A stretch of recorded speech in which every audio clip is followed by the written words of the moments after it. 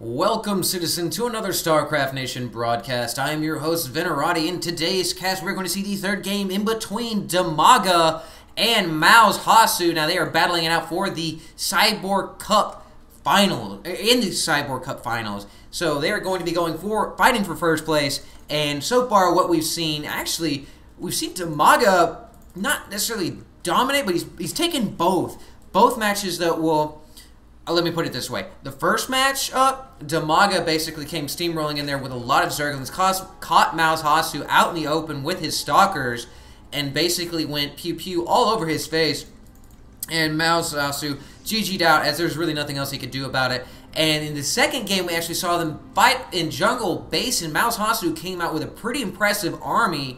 Dimaga, seeing that he couldn't actually stand up against it, went ahead and just walked right by it and went to Mouzhasu's main, sniped both Nexuses, and we basically saw a pretty epic base trade. In the end, Dimaga was able to come out on top because Dimaga basically claimed every single expansion he possibly could, and basically Mouzhasu was forced to say as a single group where Dimaga could split his Roach army off.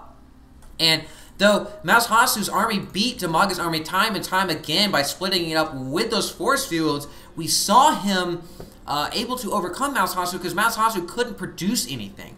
As the hatchery, we saw the true power, macro power of the Zerg come out with those hatcheries, and the fact that he had one Roach Warren sitting there, but all of his buildings can produce, whereas Mouzhasu had to back pylon, then he had to get the gateway, then he had to get cybernetics core, and all that kind of jazz. So we ended up seeing Dimaga come out on top. Pretty epic game. If you didn't watch it, you should watch it. Probably throw up a link for y'all. Either way, right now we are on Shakira's Plateau, and the spawning points right here, farthest points from each other, and this was really going to lean towards a macro-heavy game.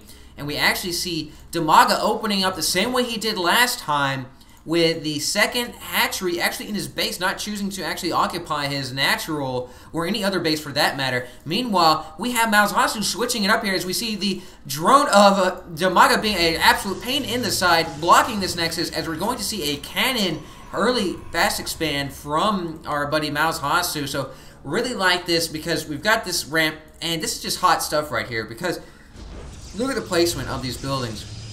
We got one pylon up here to where you can't actually do a pylon snipe. We have a second pylon coming here for, get that redundant powering, because bad pylon placement, if you want to see me get angry, is bad pylon placement. If it's me doing it, I'm sitting there cursing myself. I see someone else doing it, I'm like, what are you doing? Screaming at them, even though 9 times out of 10, the game is already done. And Mouzhasu just doing a good job of not letting that happen. Because, if you set 50 buildings powered by one pylon, all the guy's going to do is come in there, snipe that pylon, and bam, all your defenses are down. So, getting off of that tangent, we see another gateway coming down here. So we have 2 gateways on the front door. This is really, really robust front door, so we're not going to be able to see any baneling bust that is going to get through there easily. We see a nice bottleneck right here. So if we see a herd of Zerglings showing up early on, they're not going to be able to get by easily.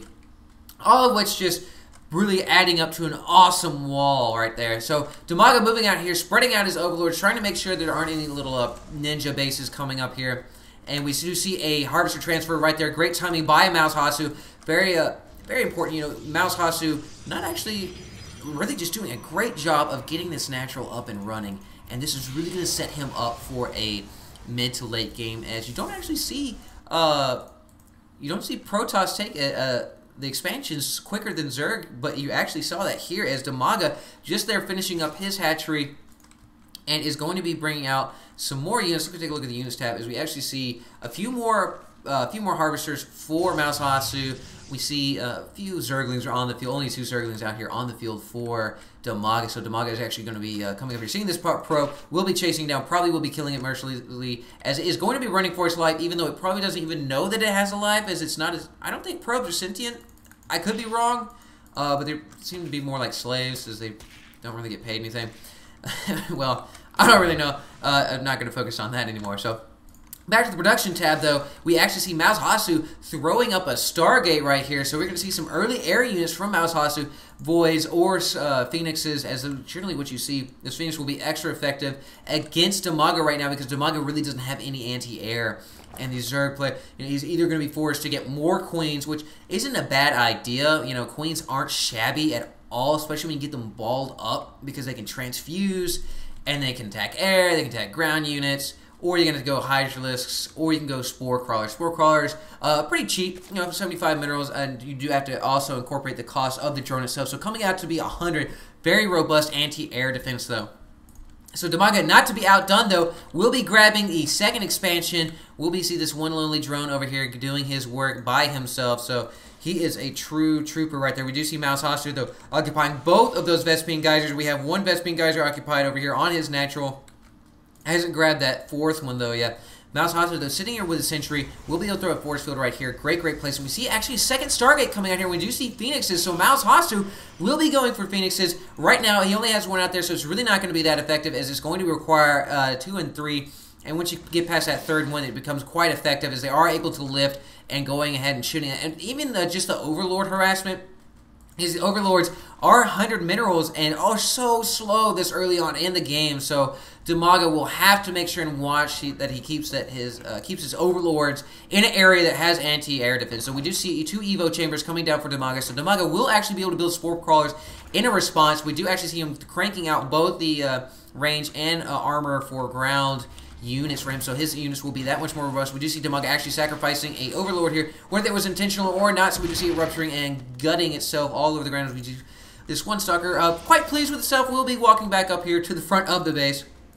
So Mouzhasu has occupied this second, or actually the fourth Vespene Geyser. We do see another gateway coming down for him, and we do actually see the Phoenix is out and about right now, so they are looking to actually lift this Queen. The Queen, it will be lifted and will be dispatched, as there is a fifth Phoenix showing up here, so the Queens are going to be in a hurt. And we do see them attacking this one Overlord. Will be able to snipe that Overlord. Will be lifting this other Queen. This other Queen not happy about what's going on. Will be attacking this one. The almost down there, but we do see it being lifted once. Another Queen lifted once again.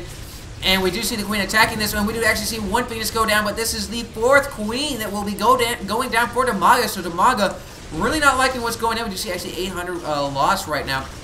Actually, Hydralisk showing up here. Great micro by Mouzhasu, as he will be microing all of those Hydralisks down. We do see 2 more going down, as we see drones being lifted right there. But the energy of these Phoenix is winning. We do actually see one with enough to lift. So that Graviton Beam is quite taxing, as it does take 50 energy.